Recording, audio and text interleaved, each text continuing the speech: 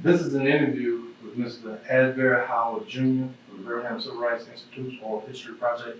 I'm Dr. Horace Huntley. We're presently at the Birmingham Civil Rights Institute. Today is October 29, 1997.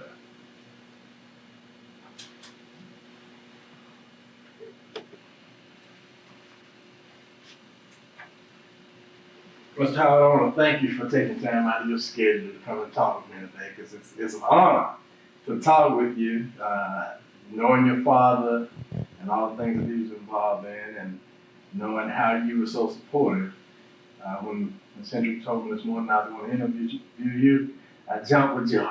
Let me just ask you about your, some background. Where are your parents from? Your mother and father, were they originally from Bessemer? No, my father was from Tollville. He was born and raised in Tollville. And mother was one of the little towns outside of Mobile. Okay. Right. Were you born here in Bessemer? I was born in Bessemer in a little community they call Muscogee. In Muscogee. The mining town. Mining town, and I was born there. Got my basic education there. Mm-hmm. I ended there in the first grade and graduated there from the 12th grade at the last graduating class at that high school. Last graduating class? Last graduating, it was so small, the graduating class was small, so small that they didn't turn the cemetery went on. Oh, okay. I was superintendent of Sunday school around there. Daddy was superintendent for me 20 years. Grandfather before him.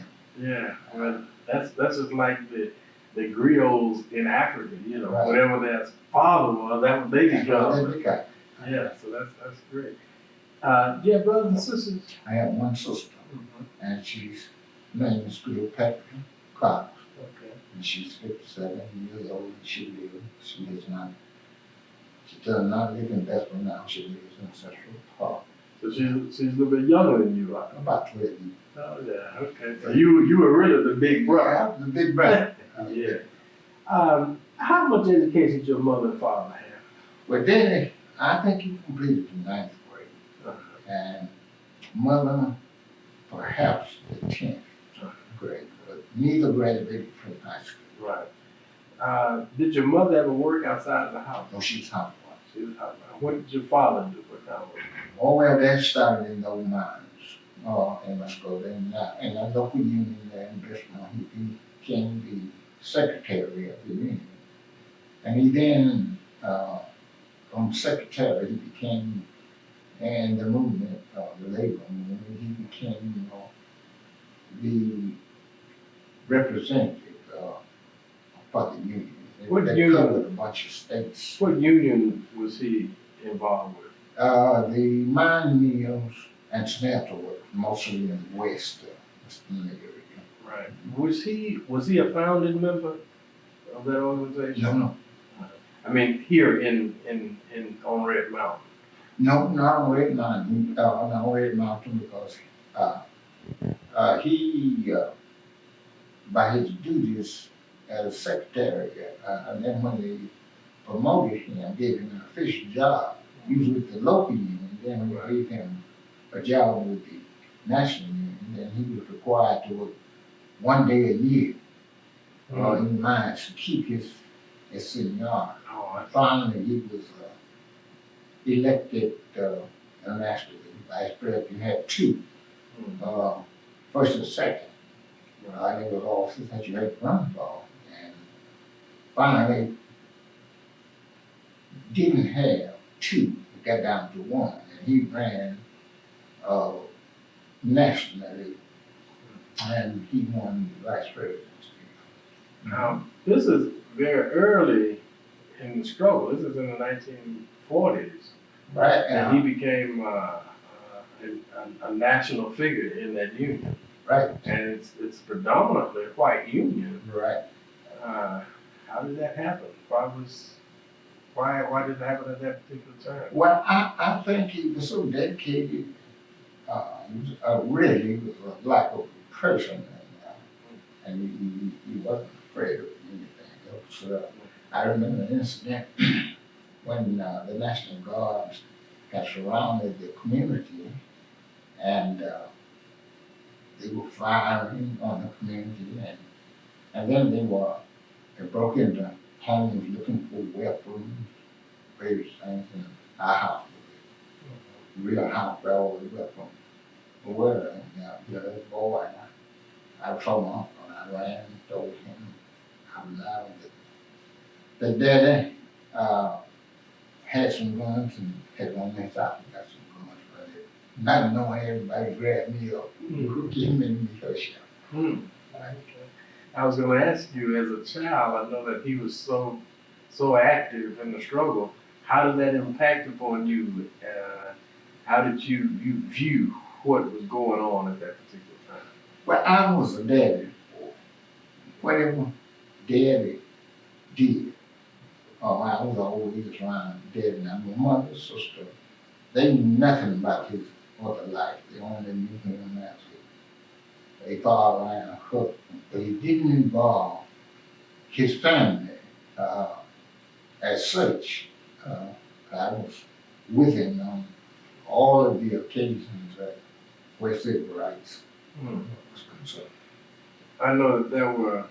Do you remember any of the strikes that took place during the early days? I know you were a young man at that time. This is what I alluded to when I was talking about the National Guard. This was some of the strikes, and then at Muskova, as you know, located in a predominantly black area, and nobody, and they would confine themselves at the end of the mountain where you had to go into investment land. This is where all of the shooting and to keep us confined in a particular area.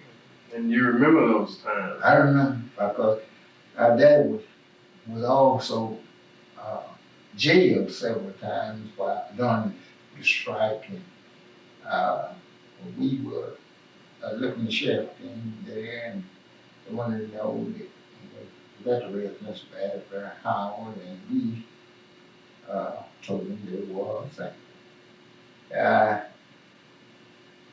We asked him where was Daddy, and he said Daddy left home someplace, I forget where. But we told him, but we thought he was. They said, no, he's in jail.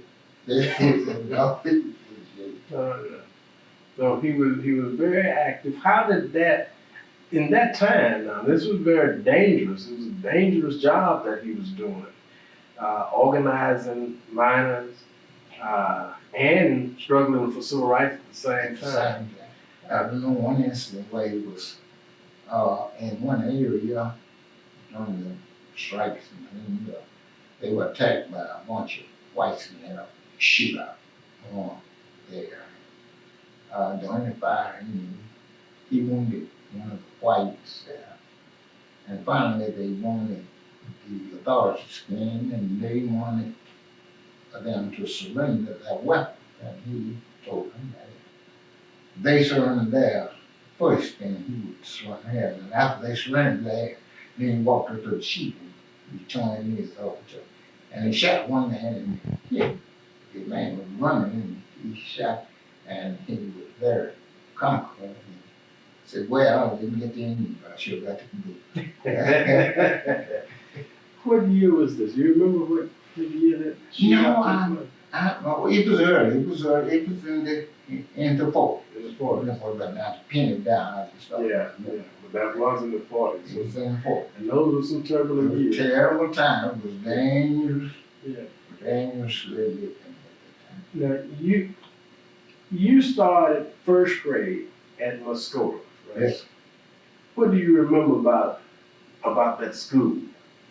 Well, and the way I started at that school, all of my playmates were about a year older than I was. So when school started, it meant that I had no playmates there.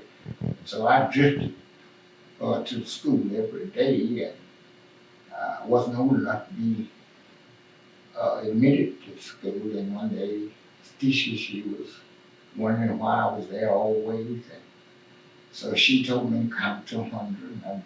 She said, say ABC, I did. She said, go home and tell your mother, see you back to school tomorrow. And from there, I started school there. So you had an interview for school. I had an interview. Yeah. That's great. Do you remember any of your teachers that may have had an impact upon you? Well, my first grade teacher was Miss Todd. She had a great impact upon my life. My second grade teacher was Miss Fisher, who taught penmanship. I had one, Miss Bobby Brown. I had Miss Lucinda Brown. I can name by the name. But the principal, she really had a great, she was involved. Dealing with the basketball bowlers league in that time. And ironically, she taught my mother and my father and myself and my sister. Right. The whole family. The whole family. Yeah. And I think at that time you didn't have to finish really high school to become a teacher and that sort of thing. No degree necessary. How old were you when you all moved out of Muskota? 9 years. You were 9 years old. I'm born 28 and moved in 1936. Well, how was that? What was that transition like for you? Was that something that you looked forward to, moving out of Muskota? Did you miss you? No, I attended everything in Muskota and for 7 days a week. I was in Muskota. They tried to make me go to city school down by High, and there was some students from the Bessemer area, and I had an uncle in Muskota, so I gave his address. I'd get up early in the morning and ride my bike to his house and park it, and then time to come to school, I would walk. You get just a few blocks from school. I'd walk to school, and in the afternoon I'd walk back to his house and stay there until dark and ride my bicycle back there. Okay. So although your folk moved to Bessemer, you stayed there in Muskota. Okay. All right. What did you do after you finished high school? I went to Morehouse. Went to where? Morehouse. Morehouse, okay. What was that like? What was that trend? Now you going from Muskota to Morehouse. What is that transition? Well, I was a little bit out of my element, but I never wanted to really, in the beginning, to attend Morehouse. I always wanted to go to Fisk. But Daddy knew some people it was at Morehouse. And so he took me down before I finished high school to look at the campus and get a feel of the campus. What year was that you were doing? That was 45, 46.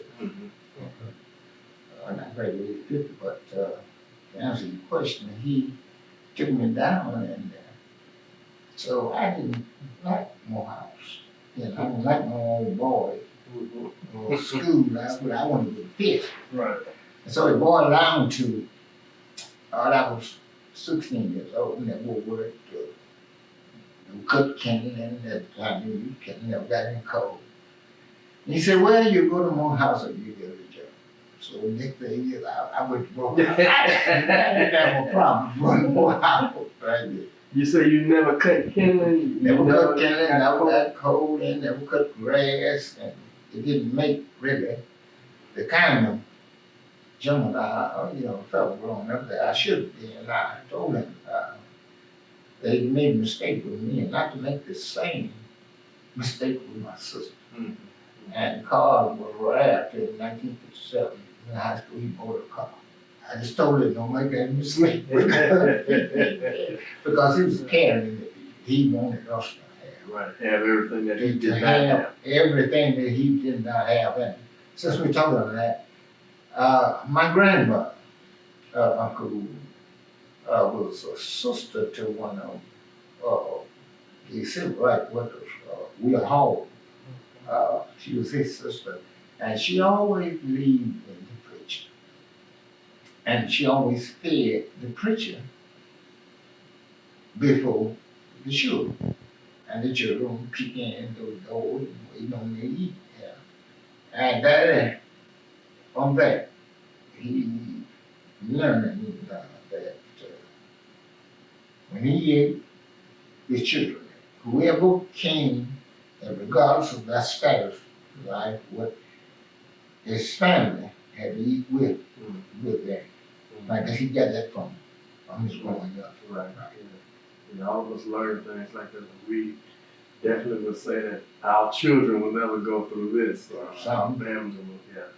And that's commendable. And that's why he never, all of the Union men who were in position of power, I always wondered why everybody had their sons or getting around some position in the Union, but he never wanted me to be really with the Union and his struggle. He never wanted, so he kept me and the rest of the family away from this sort of thing. But when you got to politics, that's another story. Well, tell me about your days at Morehouse. Well, they were rather events. I had the pleasure of Laurent Bennett, who was the editor of Maroon Tiger, and you were in his class. King. You were with Laurent Bennett. And Dr. King, and AD, of course, Dr. King was 2 years ahead of me. He was, I was a sophomore. Right. When he graduated, but I did, so his mind was more with AD rather than with him, because at that time AD was not a minister. There was a great difference, a vast difference between the demeanor at that particular time, or the two. AD was more my style of fellow. But Dr. King, he was not at all, not like us, or like the regular students there. President Mays was just carried away with it. In fact, President Mays, Benjamin Mays, had a great impact on his life. What do you remember about Benjamin Mays? You knew him personally? Right. I knew him, but he lived there on the campus. His home was on the campus, and he did various social activities for us. He was great. Great. Did you ever regret afterwards that you went to Morehouse? Never. But there is one distinction I'd like to make about Morehouse. They had two classes of persons who attended Morehouse. You had what we call the Morehouse man,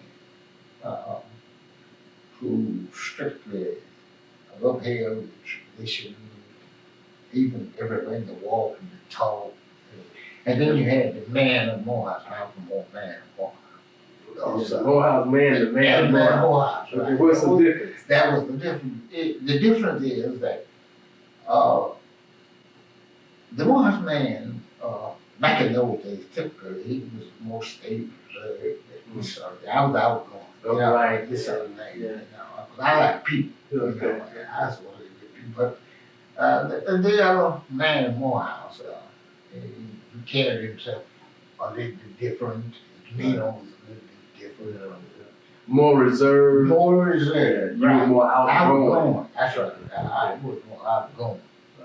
And, in fact, we had, at the time, we had the recreational room, and I was known as the king of the rec room. This is where the AD was in his first stages. This is where we came into close contact. But Dr. King was one that's, there was something about him that he was, it looked like he was untouchable. He wasn't standing off, but he was a different type of fellow. There are certain things that you knew That that respected him. Right. So he stood out. But he stood out from the crowd. That's right. He stood out from the crowd. What did you major in at Morehouse? I majored in sociology and minor in history.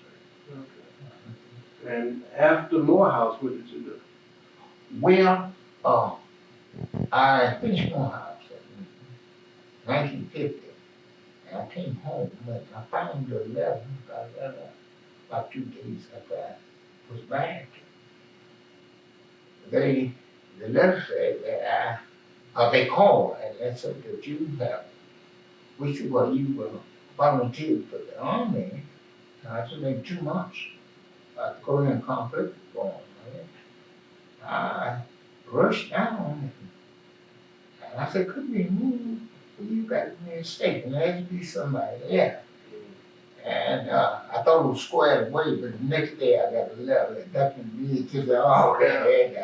So I served in Korea, and from there I came back and stayed a little while, and I went to Detroit.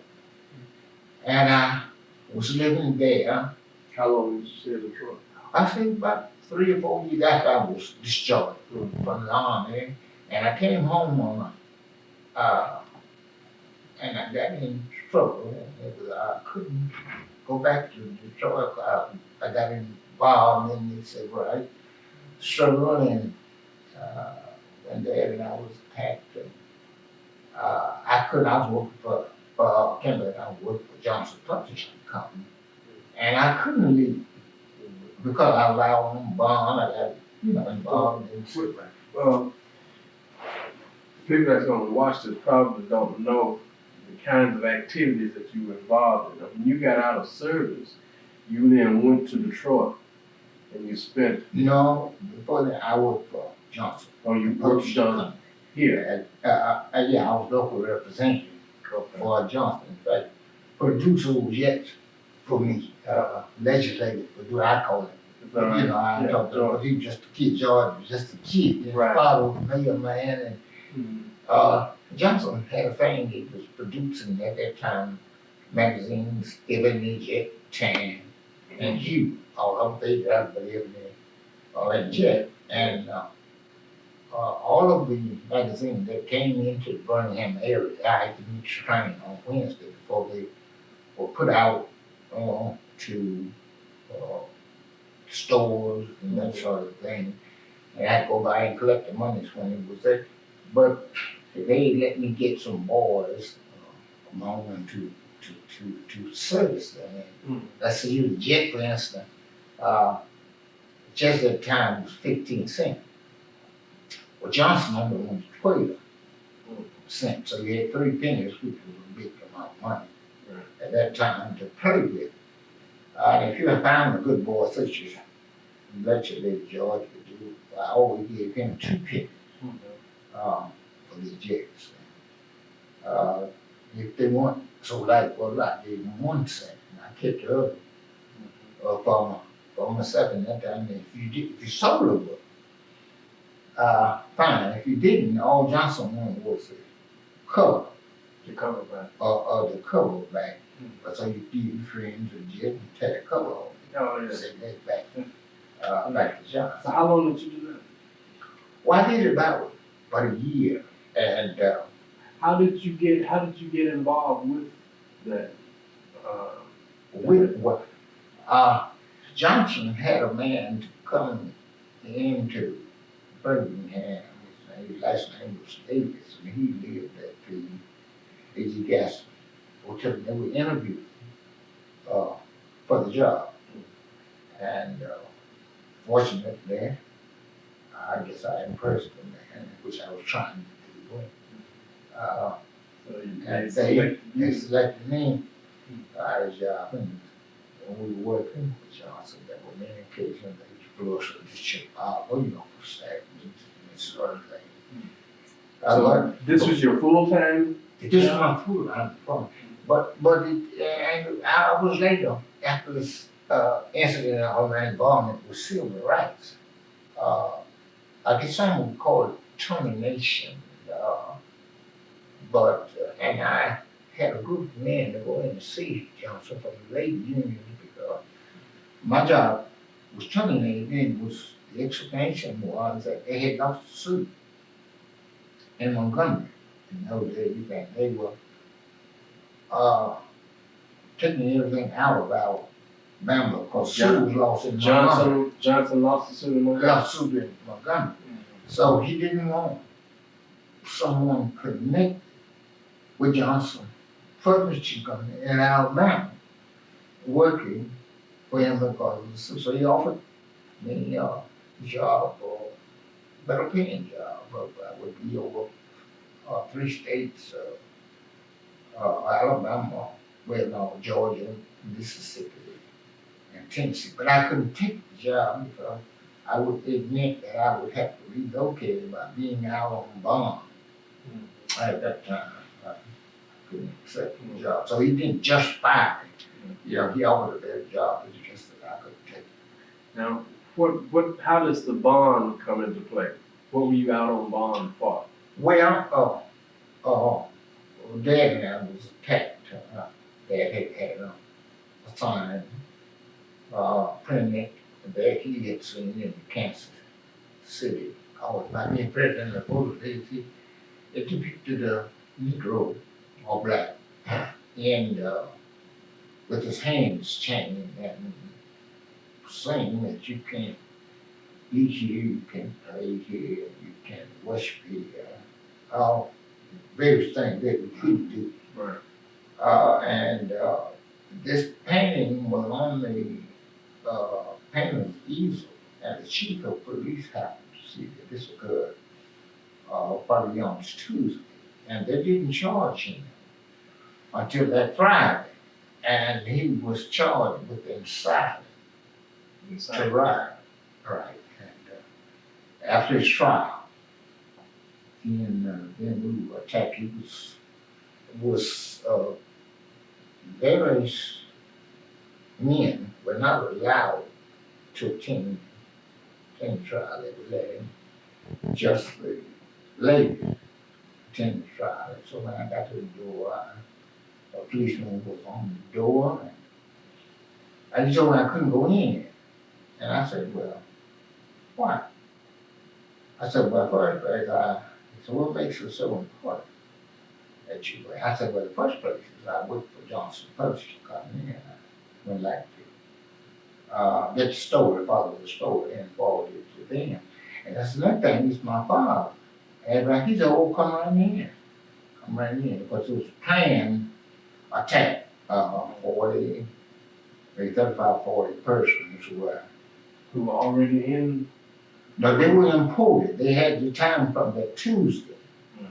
They were not from Bethlehem. They were not local whites. They were to come in, and they were given 15 minutes, but that's ahead of the story. Dad had his trial. And as we were going down the steps together, they managed to separate the rest of the family from him because the attack was planned.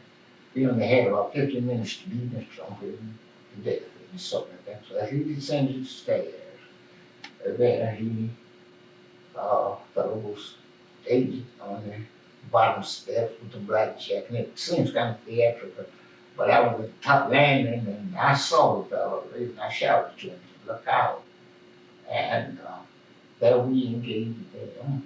And from that, the police arrested me out of all of the folks in their altercation. They arrested me for disorderly conduct and resisting arrest and striking a police officer. But they couldn't prove the striking was a hit him with clipboard that I had on Miss Cooley. I was on tennis and she grabbed the clipboard and she ran with it so they could only charge me with disorderly conduct and resistance, arrest. So, yeah, I was on bond until they had my trial. Because they had my trial, I was given 5 years probation, but actually I was given 180 days and 2 counts, a total of 360 days. But I appealed it to circuit court. And then I got 5 years probation.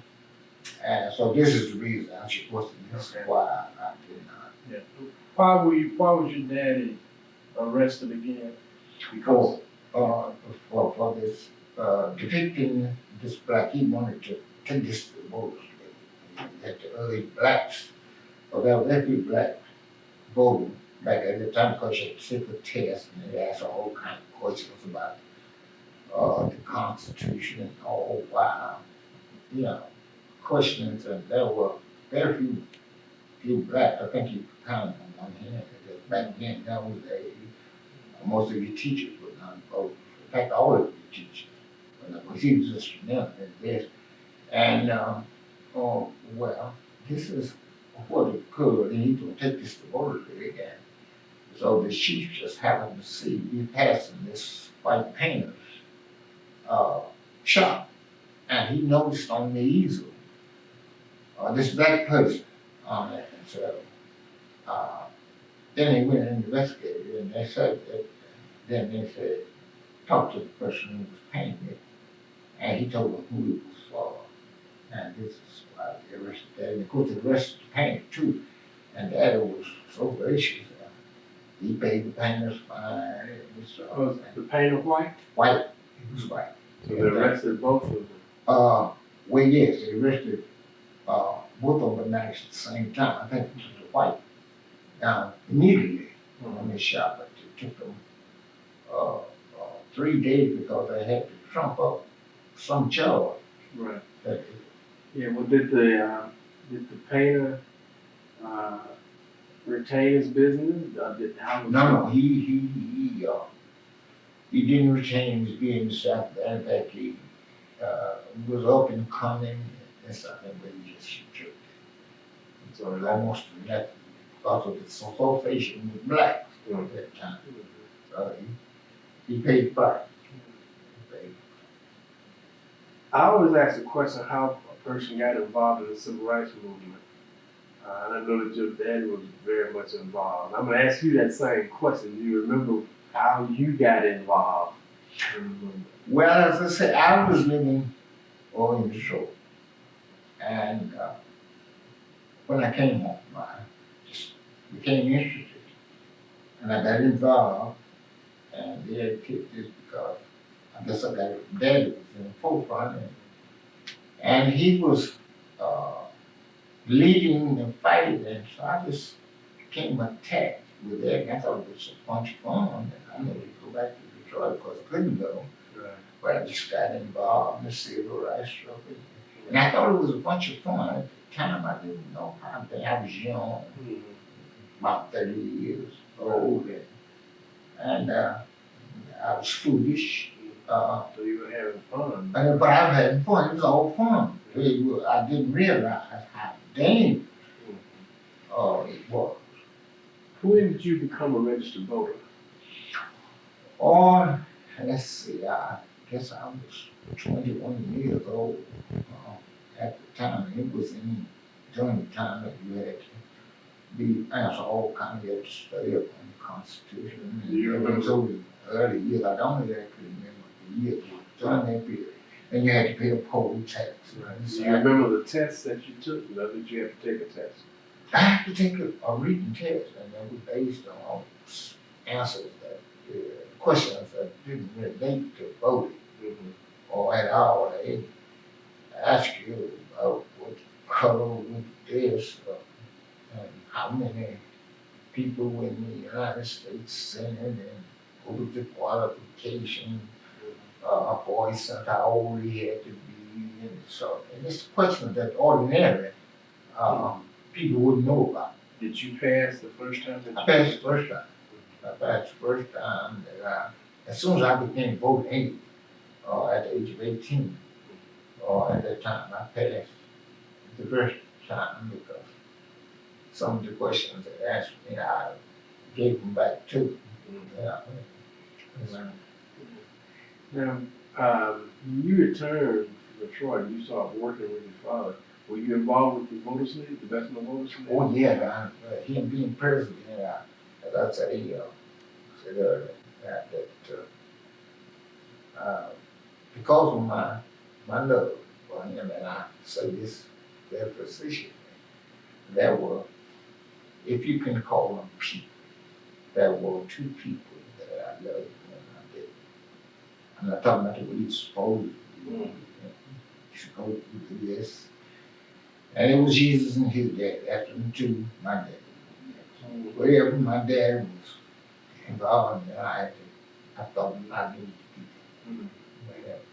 So it was because of his activities and sort of thing locally. And more or less I was involved in the early stage because Daddy was involved. But later I looked at what was being perpetrated on the blacks and something. Yeah. Got the fever.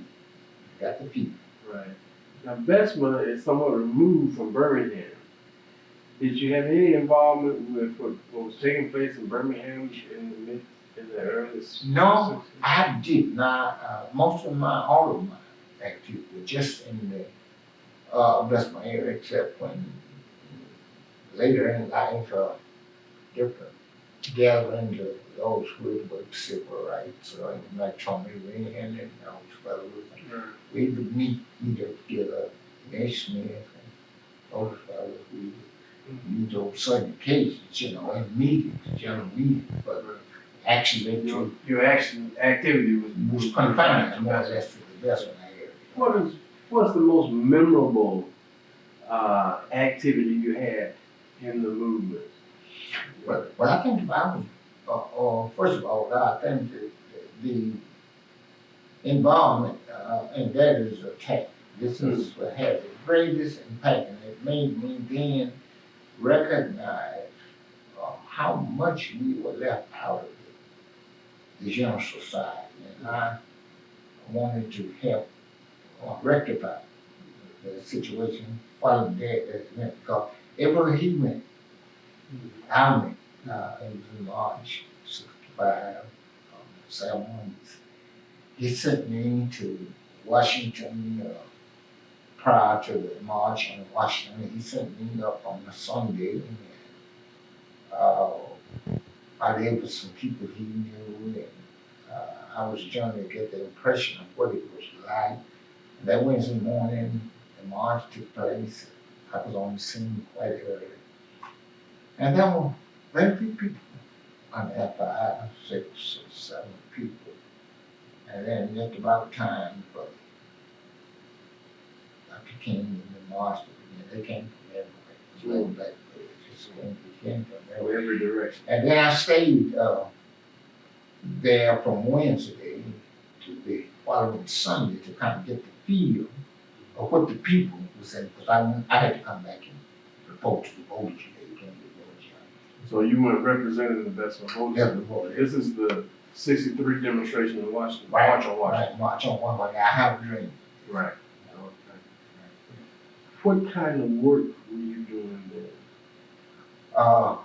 At that time, to get around, because nobody would hire me, I was bad for You were blacklisted. Yeah, I was blackballed. And so I became, because there was a head of the voters league, I became the youth director of the voters league. And it was just a job that just made up really for me. But it was a paid position? No, not really, but I took care of it. Exactly. Right. I look back at those times and I realized that Bessemer, although it was a small area, because Asbury Howard was in Bessemer, it became sort of a pivotal point for the movement because he was so active. Right, Reverend Shuttleworth, the ministers and Bessemer and all of them, they wanted to become involved in the struggle. And they wanted to know what they could do. And Shuttleworth quoted, quote, he said, there's only one man that I get to go ahead to lead and to see it better. And so the preachers, well, isn't like this the way? And they spoke out on this. Now, the one Reverend G.W. Sloan, who said, now, brothers, you know you're right. You know that's the only way. And so this is how Dad, with his association with Reverend Shuttleworth, this is the way he got started. Started investment. Did your associates or friends ever raise any questions to you about the activities of your father and your family? No, not really. They were proud, but they were scared. Well, I mean, and anybody who got out, they were supported, but they weren't going to become really involved in that. And, they supported us, financially, and when we picketed, and they people own restaurants, and they brought us hamburgers. Actually, always they would come down to the picket line, but so they, in their own way, uh, They were supportive. they were supportive, very supportive, I think. But only thing is that it was a thing of we wish, but it was from a distance that we wish. So, was it anything, so far as helping them raise money and finance that, but they didn't get close otherwise. Were you ever, prior to the attack on you and your father, were there ever any relationships, any problems with the police department? Well, none except when Dad was involved in these various escapades with the union and shootings and various things. This was the only involved until after the attack. Then it became a regular thing. Yeah, I guess I was arrested 25 or 30 times in that. I was always I pretended I have a phobia, claustrophobia, but I pretended, and they both, that whenever they arrested me, that it was such fun. When they arrested me, and one incident, they called me, called my name, but I knew Dad was going to get me out in just a few minutes, so I pretended that I never wanted to go. I told them that I was at home. But they said it again, so one time they arrested me. And several of the fellows was playing billy wits up there, so I was dressed and I took my coat off. No mattresses on the jet sleep on mine. And I got up very facetiously. I said, you fellas up here. I said, have you had supper? I said, yeah. I said, you don't give me anything to sleep on. I can sleep on one knee. I said, you fellas pretty hard to get along. Okay. So when the keyboard called my name, I answered, yes. He said, get your things and come on. I said, where I'm going? Knowing that they I said, where I'm going? He said, get your things, come on. Also, man, I can't go nowhere. I got to let you down up here with the car. I just played, and they gave me name after so many arrests and so many things that I did. It attached that I was crazy. So I played it to the hill, about being crazy. And they would always say, don't say it to nobody. I mean, he's crazy, or something like that. Because the things I did, things I said and did, you just didn't say those kind of things. For instance, they were whipping up black people when they arrested them, and they said that. And I told them that on occasion they had arrested me. I said, no, I'm not taking the whip. I said, now you can arrest me all you want. I said, and it's up to me to prove in a court of law that I either did or didn't do. But you said, but I'm taking them, don't hit me. I'm not taking it. And they guy said, now if you hit me, you better make a best about that on me, because I'm gonna get your wife, your children, or somebody. He said, you're not crazy. So from that point on, it's always, I used to, I see the police coming from one direction, and I'd be coming from the other with meeting them, and I'd run right in front of them and turn around for them to chase me. And they didn't let me take me out and drive 80 and 90 miles an hour every day.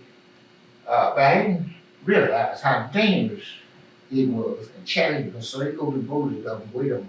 Hmm. They come back, they were coming back to the voting office, to, and one interesting thing we had to change subject a little bit. One time we had, at that time, some white from Sanford who's working with us, Jim Ziegler from the University of Alabama at that time. And they were working with us trying to get black voted. So the professor was trying to give them a lesson of the real thing. And these fellows, some from Mountain Brook and other areas, and they first talked to their parents about associating with communists. It was labeled out. Communist that was, if you stood up with anything, you were a communist. They helped us to pass out the leaflets and things of this sort. And they ran and posed when the election, when that particular election came, and they ran them off. The police ran everybody, poll watchers, that sort of thing. They stopped and they ran them off it. But we found, I mean, we had to scurry around to get somebody on the poll. So, but we did have some forward-thinking young whites at the time who didn't mind associating with us another time, Jim Ziegler, and I was passing out leaflets. And that was at the office, and I told him, I said, now, Daddy, this is where I'm going to be. Certain areas, yeah, that I was going to be in. And I said, if you want to receive a call every hour or so, then you know I'm arrested. So you come see about it. Jim Ziegler, I was driving, and Jim was talking, and I had interest on some police coming. And I said, Jim, I'm not gonna stop. He said, no, stop. So we kept going. So the rest, they stopped for us. So that's what we had for a minute. We told them, no, that we were supposed to have a permit. So they took us down, and after taking us down, the chief of police didn't really confine me behind bars. He read about 5, 6 books to me. He said, so I asked, are you going to arrest me? Are you going to put me behind bars? I said, yeah, go ahead and let's make some bummer, you know. So he released me. I just cautioned me not to do this because they didn't feel bad. They were thinking about me. They were concerned about it. Your daddy defended himself any number of times.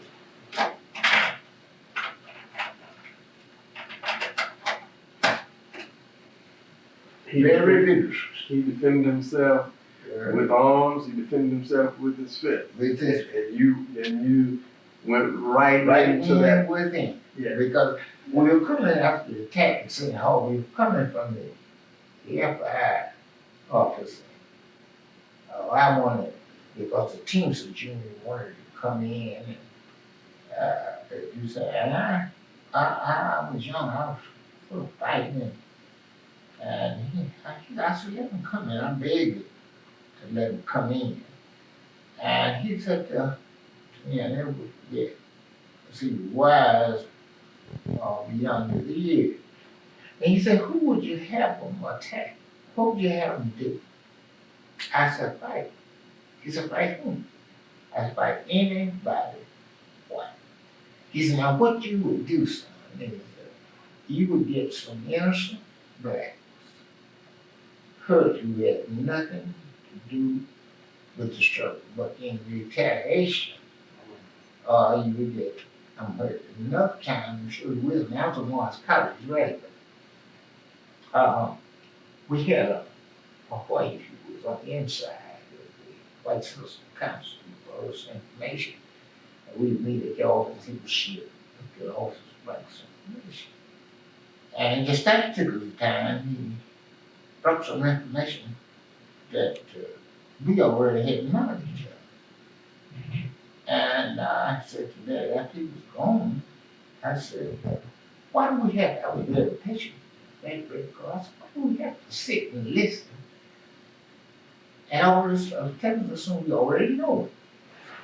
He said, well, son, said, there may come a time, it's ninth grade education, that you don't want to cut off your soul.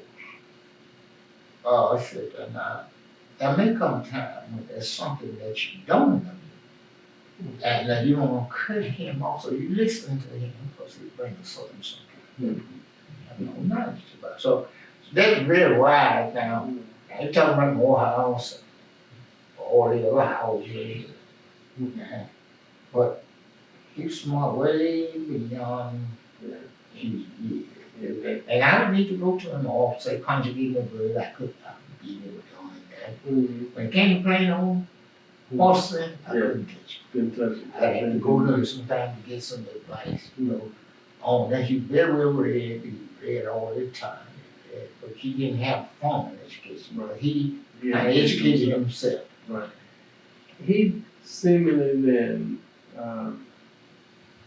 did not necessarily believe in the nonviolent philosophy. No, not at all.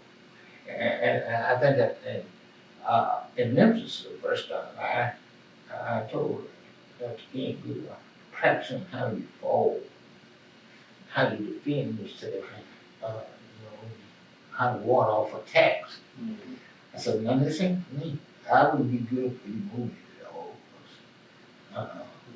I would brought up this way. I would have brought to attack you, be attacked. And I didn't, at that time, I never feared, death.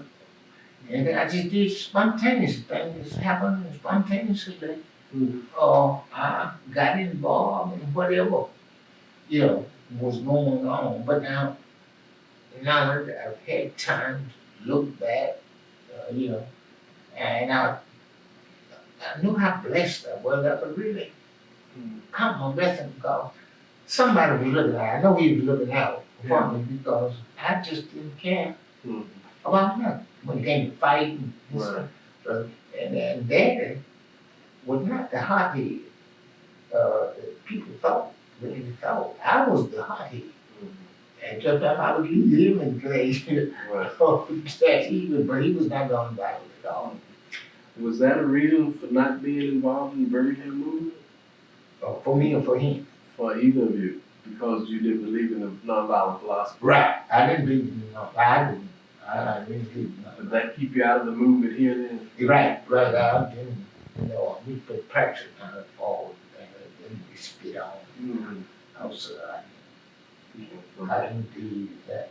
Well, I that can't be trained to right. No, I just I we make meetings and things, but he wasn't going around and with chain, spit on the water hose, Right.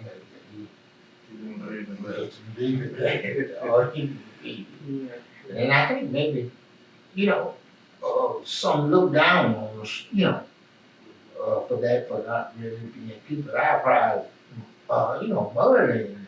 But then I just couldn't handle it. And I had to retaliate. It was in life or death. But I'm glad it didn't mean death.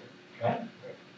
Were you involved with your father when the NAACP in the early 50s, I believe, came down to investigate because they said that the Bessemer branch was communist inspired, communists were involved? Well, because Daddy's job,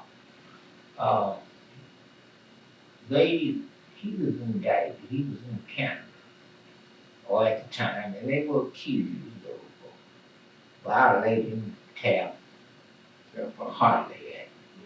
And so since he was so active, this particular area and communist person else did visit because I had to. Visit me and leave me some information, some books. They identified several from Pennsylvania at the time, and they identified the 70s. They talked to me on putting as soon as they left. I realized who the word came in and who the word. And so I got all of that material out of the house to leave out immediately. I got this stuff. away from the house. We were busy, I know when he was charged once of, being in the room with the Congress. This is how, he beat that charge. But he was not sitting near nor engaged in conversation with this person who really had, but by association, because and he was labeled, uh, as a communist, right? And so the Nuremberg, the lawyer for the Nuremberg trials, he defended them, and the judge,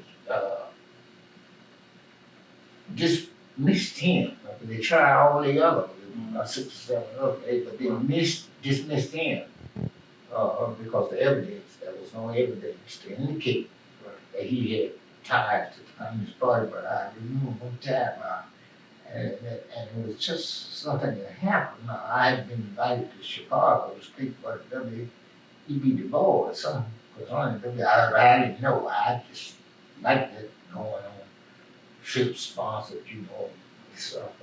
So the little thing they sent, papers they sent me on, there was some little dude there.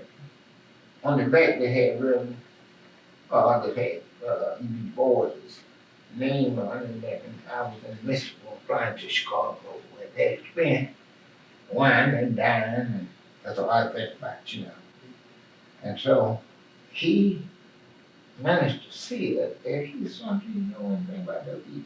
Boyd, I know. Who's this? W.E. Boyd. Who saw it? Oh, the dad saw it. Oh, your dad? Well, they had Okay. written me, but on the back, it was this dude. Right. And this is where he got his information from. Mhm. He wanted to look at it. I thought, God, he said, do you know who W.E. Boyd is? That's not really. Then he went on to give me some history about it. Mhm. So I had to forego that trip because I didn't want, I was investigated once in Detroit for being a communist school. I did attend the meeting, and but I didn't know what I was attending. It was very different, but from what it was advertised to be and what it was, and so I had to write the Justice Department interpreters to explain my reason. And I'm way out of Detroit in a long time. And here they come to me and everybody talking about, I had communist affiliations and this sort of thing, and they went way back. I guess the people, the national authorities looked at Du Bois in the same manner that the local authorities looked at your father. Yeah, right. And very, just the other day, overnight, I got a call about some activity that was being planned in the middle of Paul Rose. He started that though. This guy called out of Chicago, and he started talking about things I didn't know nothing about. He said, "Oh, you remember the fairs and saying?" I said, "No, it's whatever was going on with had been going on in that meeting. And you remember what happened? You were there. You familiar with such and such?" So I didn't know what he was talking about, but I kind of let him think I knew what he was. Finally, I said, you talking about that? I said, you over my dad. I said, but he's been dead. And this is that I gave him your name, and he said that he would. I was going to do a 3-way. He said, well, I've been in touch with Dr. Huntley. And I know that he had got it from this end. So whether that was just a week or so ago. Oh, sorry? That's just a week ago. When he said we from this end, he said so I can do it. From saying whether they will contact you. No, I don't know. But anyway, I told him you would know more about that the ticket and that sort of thing. And I just didn't know about what he was, so I was kind of confused. And I'm trying to think with him, ahead of him, see where he was going and this sort of thing. So I'm quite perturbed this situation. But he was there that he really wanted to talk to. Since the activities in the 60s, what have you been involved with? Well, In terms of occupation and movement issues as well. Well, I got involved when I first came back with the postal service, because I couldn't get a job. Uh, anyway, and of course, I had been, and there was a fella, that worked at the post office who was a carrier, and, he kept me posted, on where and how I stood as far as they were concerned. So after about 5 years, they could get rid of the rest of which they did. So I went to the test. Again, not so much it was the job, that I wanted, because I was insistent that I wanted to be a clerk. I wanted to be up front. I wanted to say a stamp and one out, because no black I had ever done this. They can't carry it, but I didn't want to carry it. I had a lot for the clerk. And then they disqualified me, said I lied again. After another 5 years, I lied on my application. And the question was, have you ever been arrested? And I answered it. Since I didn't know how many times I had been arrested, I might miss one. I said, check with the Boston Police Department. And then this is what they say, I lied. And Secretary Council in Birmingham, is some regulation he disqualified me. So, Attorney Hood, they did it, finally got together, we went to council office, to get a copy of the regulation that I had violated, I accused of violating. And, then every appeal, so I finally, heard from them, they had done complete their postal their investigation, and they said that it was through their case of discrimination, and based on their on my answers and their inquiry, that it was strictly a case.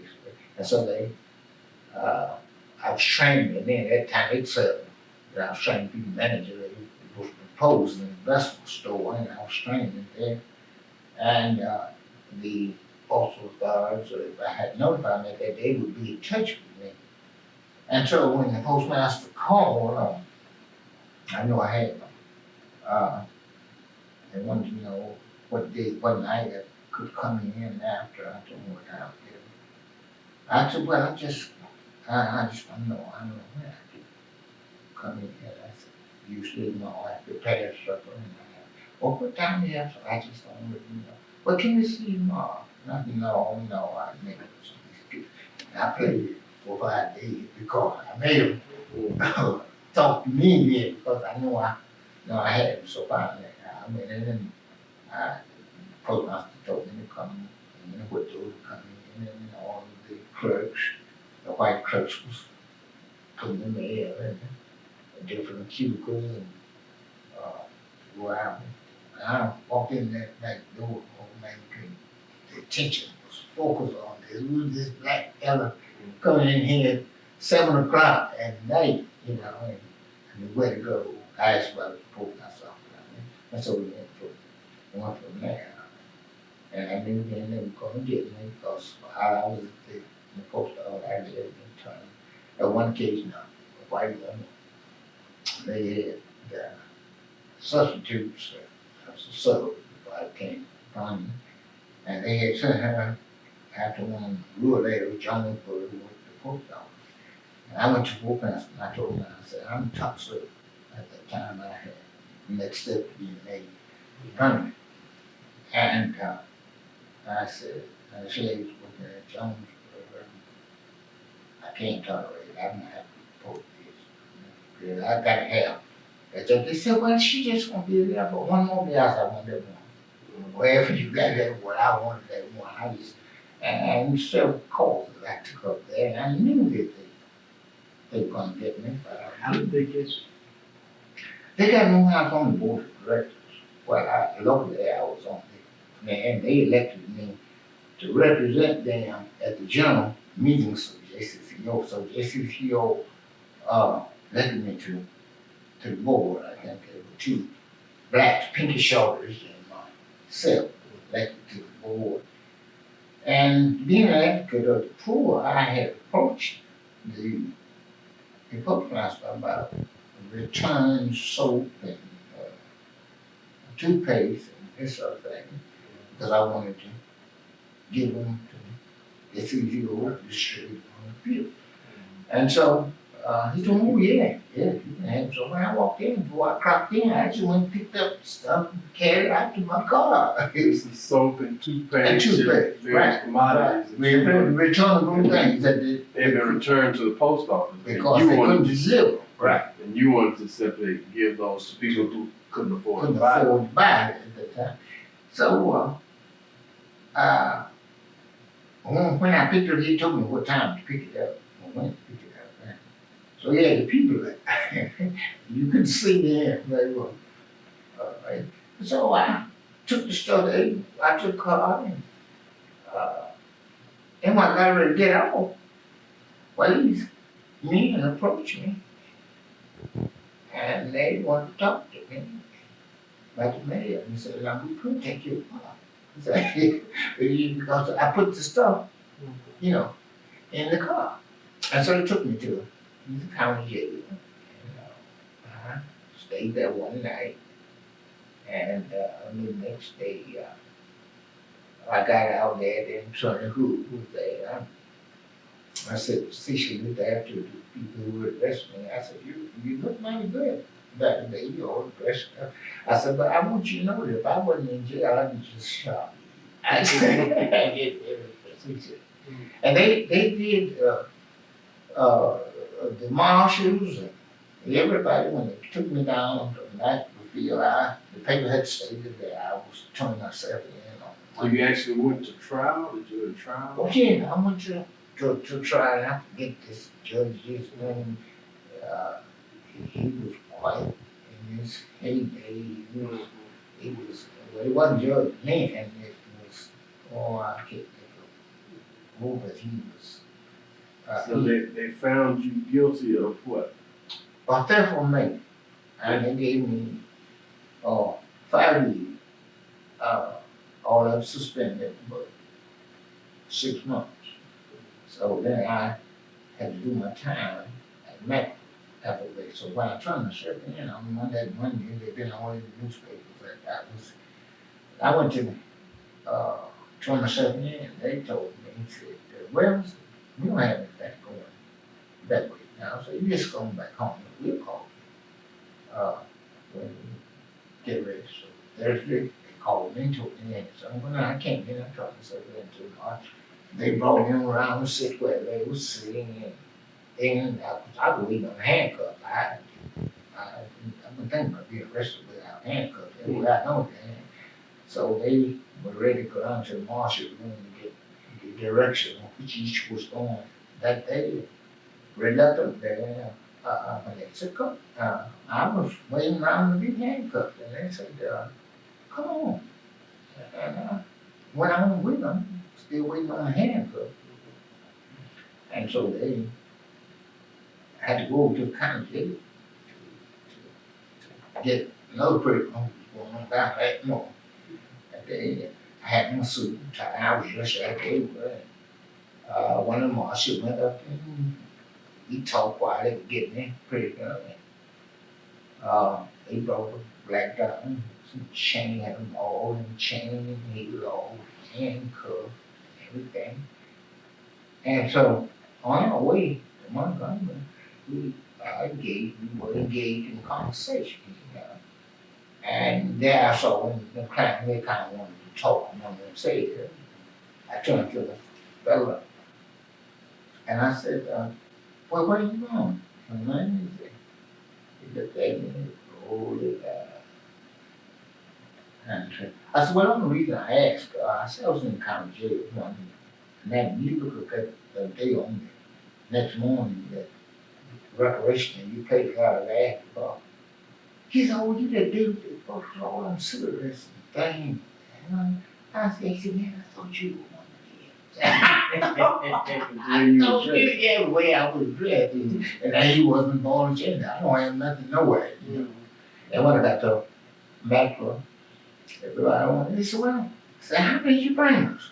They said, woman, they said, why he? They said, here. Right there. So I did when they Trying to leave, they shook my hands, whatever, you are come over back to Birmingham, they were very nice.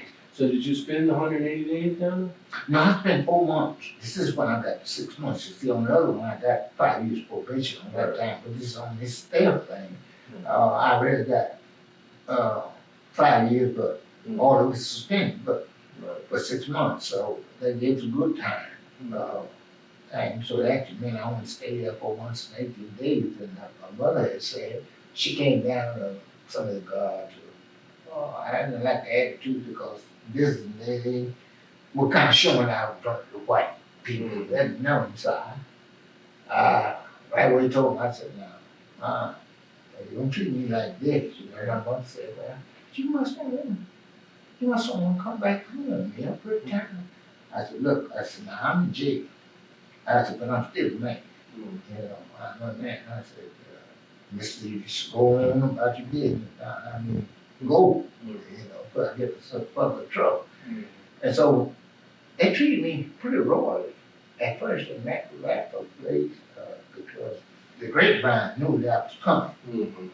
And they knew Daddy's activities had done since about a time with the news, and Daddy was flying in. Directly from Flavor because he worried about it. He had said to people, said, now I know they hit the boy. They're going to have to kill it boy and this sort of thing. So we would come, you know, see, I said, look up there. I said, now you've done all that you can do. I said, man, I can do this your time, you know, standing on here. I'm not saying I want to go back. I said, I can do this your time, you know, standing on my head. And so they used me around the guards, and then they didn't really socialize with me until I put a stop to it. I said, now we on different sides of things, you know. And I don't want too much association with me, but it's other. But think that I'm giving you information. I said, so suppose you stay on your side of things, let me say, I'm a pretty. You go home, you go at church at the end of the day. I that's for him to be spelled. Were you married? At the time? Yeah. Yeah, I didn't have to marry before I went on my 43rd anniversary now, so we did. And I married a girl from Moscow. No. All right, Hometown girl. hometown girl. You have children? Oh, I have one, but it was the before. My wife, my grandson was killed. A couple of years ago in September, with Shades of Van, he was shot. You know, there was a feud going on, City James City Jackson. They were a feud going on between the students, the haves and the have-nots. Was this the kid that was killed after a football game? Yeah, it's my older brother. Well, you have really enlightened me today. You've helped out an awful lot because what this does, it helps me to put together Birmingham investment. You know, the Birmingham movement is a different movement than the investment movement. The Birmingham movement was basically a nonviolent movement who believed in that, and the investment movement was a movement for self-defense. And Believed in that. yeah. And wow. And I guess it was, you take it in Birmingham over, but the bottom of the show was Trishman. That was a man named Wheeler Hall who got well, that was my daddy's uncle, my great uncle. Wheeler Hall was your. Wheeler Hall was his sister was my grandmother, my daddy's mother. Right. And I was talking to Miss Ola here just like 1930, and she said, oh, we call him Johnny Luke. And Johnny Luke is his name. Well, that was my uncle. And I was decided Where did he live? About what he lived in a wild area, in a wild way. Yeah, that was my uncle Will. So we got this fight, this thing. They just run through the ran through. We all got it from my grandmother. She was there, verified, verified. So it was instilled. Right. And you know, it just came on down from generation to generation. Now it's ceased. Now my sister. And my sister was kind of nonviolent. I mean, so was she get involved in but she fight. Drop her head. Yeah, there were a lot of people that were involved with the movement that were in fact didn't adhere to the nonviolent philosophy. You know, I just didn't. It just wasn't my thing. You know, I just I was very hot-headed, and when I finally dropped my hat, I knew one instant I was we were at the store, A&P at that time. I did, I shot at some whites, one time at the A&P, they thought a black SOB that they was gonna do something to him. And, I shot at him, it was on Saturday, he'd come out, I had been in the hospital, and I had to come home to the hospital over here, because my wife had to come up and treat me. And I felt like I walked out of the hospital, I was more my wife can drive, and they got jumped the car and they ran. He said, I supposed to call the groceries in my hands. Hey, you black so and so. We gonna whoop you. So I just kept walking. Hey, did you hear her? Yes. So I made it to the car, I said, now I had a pistol in the glove compartment. He said, hey, you black, did you? I said, yeah, bam. I said, bam, I knew that. And they took me in, when they finally caught me, it's a long story the way they finally tracked me down, because police was searching looking for me everywhere. So when they searched the car, they could stop me a block from my lady's house, because I was driving into the curb, the other car was driving on the left side was on the other side. But when I got to the top on down there, this car turned, that light was straight forward, and they pushed me down. And he said, well, you had some trouble. I said, no, I didn't have any trouble. I said, well, you're going to have to search you. I said, oh, yeah, go ahead. And then I had in the car, and we went through all this. And the car said, we're going to have to look in your glove. Open it up. I had to go and wrap up in a towel. And they said, yeah, we got him. I said, we got to go on. I said, it's still hot. It's smoking. It's still smoking. So they took me to get my wife on this block to put the groceries out. So I was trying to get in the house, get a gun. So I could, so no, we can't get you on that. So he did what I so I took it down. They put this number around there. And you talking about the picture. Oh, that's some picture with this number around there. Even made you look real prisoners like, right. You know, corn work very hard. Very hard. So the police said, hey, we took the picture. I said, well, if you had tried to do something with the police, one land with that gun, I said, no, the first place. I said, I know they would. I said, because it's scared. I said, that's what they I said, but if I ain't done something serious, I said, they wouldn't took me, and they put me in the line of fellows who had been out coming in for lunch hour, working on trash trucks, and I haven't spoke good, they tired. Like they put me in line up with these fellows. So the fellows were in front of me to identify, and I turned around with my back to because I knew people point out, he was always. Yeah. Because he's the like bathe and shit, no reflection on them. But they went in for lunch. I thought I knew them for everybody's face. So I wouldn't even look at I didn't go like, the thing that. But it was all fun, and I look back on it. I rather enjoyed it. Because that really good. And I told Miss Hendricks, you know, you're talking about shit, you're gonna fall from, don't fall from the tree, that's right. When I can come be considered chip off the old block, I just said that I was. That's a split. But I'm very proud of my dad. When he got contracted all the time, especially in the legislature. Ron Jackson and all of them. But his attention span was like being as close as we were. I began to notice these things, and I got all the years to Alzheimer's. I tried to educate my mother and my sister on it, but they never really further grasped it. I know if we were doing something to the car, something actually, I need to screw. He just Then he me, well, that's what you running. I said, you don't need to do that, but he was a contractor. Yeah. The first of the all time, and when he had to get him out of the legislature because he never lost the election. Right. Bobby got it. Otherwise, I said, Bobby, that guy. She got it because the Democratic Party was allowed at that time to make a deal, and they ain't making the deal. Well, that was one of the sacrificial lambs for that time. I didn't want him back in the legislature. No how. And I myself working for him. I was his campaign manager. And, I had told him to cook and all that. I wanted my dad to eat because he was volunteer. Keep it up when the redistricting came. He was volunteer. He said, "You honestly want to be?" I said, "Yeah, I had to be." So when I rushed back to him, I said, "Dad, you know what he's saying in Birmingham?"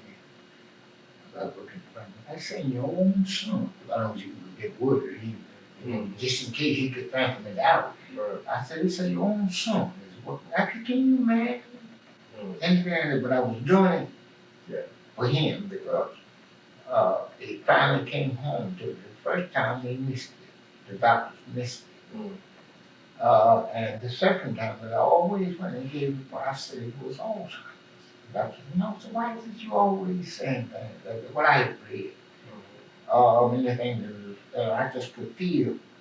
Just like around these two, I could just feel when he was sick, I felt like I felt the pain. You knew something. I knew so well. I knew him so well. So, second time around, he was at the Democratic headquarters over there, and he had a very expensive watch. And frankly, he wasn't on no more. That was up his 10th year. He was playing with his watch in the grounds. And he left the watch at the headquarters. And they called me the next day. I said, "Your dad left the watch." He said, "Well, that's simple." Or when the doctor had called me, and I said, "Well," he said, he said, Alzheimer's. He said, "Well," I said, I don't know why you always think that West Side about go and get me." He said, "Well, it's too big for me." He said, "It's too big." And I'm consulting with the doctors at the university. And so it turned out that that's what it was. I had seen how he was regressing. And this other thing. I know she was saying that he always take extra paper if he went into the bathroom. And you stuff it down. Like paper things like this. Well, and he was one of those people that if you talk about heroes, he was a hero. He was one of those people that was a champion for the people. Well, now he might not have been a hero for a lot of people. He was mine. And he's mine after I got to know him. Hero. Yeah, because he had the people in mind. In mind. Everything that he did. And he was Son Gill told me one time. He said, "You know, your dad was a very rich man. He always said, it's not what you can do for me, but what you can do for people." And all that, man. That went a long way with me. Because he never took nothing. It was always others first. Right. Never him. That's a true servant of the people. He was, and I was glad to be his son. I'm glad, that his son.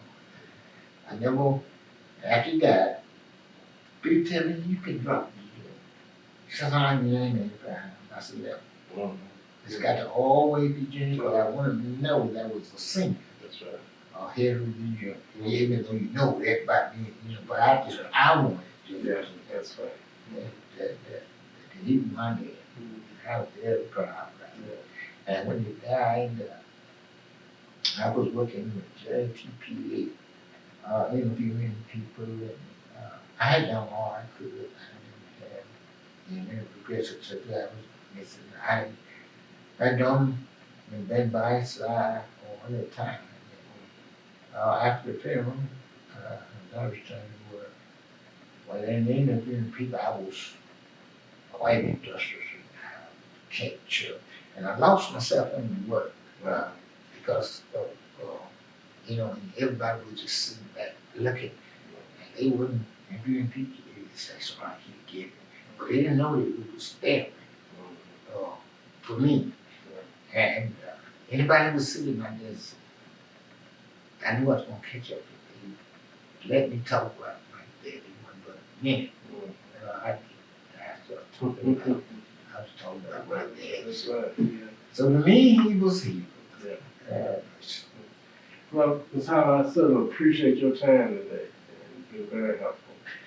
And yes, I appreciate having the opportunity, and I know I took more time for the interview, but when you talk about it, I did. That's right. It's just got to talk about it. It's very much, so much just to hear. Absolutely. Hear the words on my dad, and I go to his grave once a week. After his 11 years. No one he's not there, but I talk to him, and I just call him. Where is it there?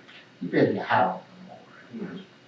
And his old car he had, I had to fix up his Cadillac car, 72, that they had given him from the union out of retirement prison. And it's got 98,000 miles. Now I have to sentenced to everything. Everything is ready. So when I had to fix like on the driving and all. So when I got it fixed up, I took it out to the class and my dad bought the car. For you, for you to look at. And I know you can see the car. And it was very facetious. But I just got so much shit about him. I could tell. I know you. There's just so much I could go about. I know you can. Oh, I appreciate you. Appreciate them. You know, maybe we'll do this again at some later date. and I don't talk too much. No, you never talk too much about it. I just can't say enough about that. To me, I don't know what he was, but nobody else. Right. But I know what he was to me, and it helps me to talk about it. And it helps me to go in the grave to visit, and this is where I keep him alive. And it's just like he's away in Denver or somewhere where he was with his job, Because he was always away. Well, he was always away, and so this is where it helped me. Right. It helped me in my thinking. Thinking it was always forward, except for those days back while. Right. I said that's just every Sunday, sometimes twice a week. And spending a lot of time out there with just different people to read the different ways and help me do it. Mine I always do because I'm glad with that. I can't see having in church and so and so. Well, I see, man. Take it easy, have a good day. Just like, I know. I know.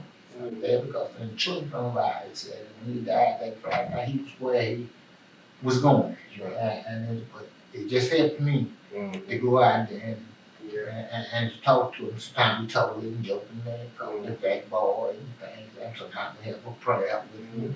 I know that, but it just helps me. Let me keep him alive. As long as I live, and I've been told this, that as long as they told me on one occasion, girl, she was being ostracized because she was born with a degenerative disease. And she was, every time I say I, she was hands on. I always had to have a big hug. I'm around people see me. I'm like, very positive. I say, as long as you be, you dad. And that's where I want to, I love my dad. That's very honest. Thank you, sir.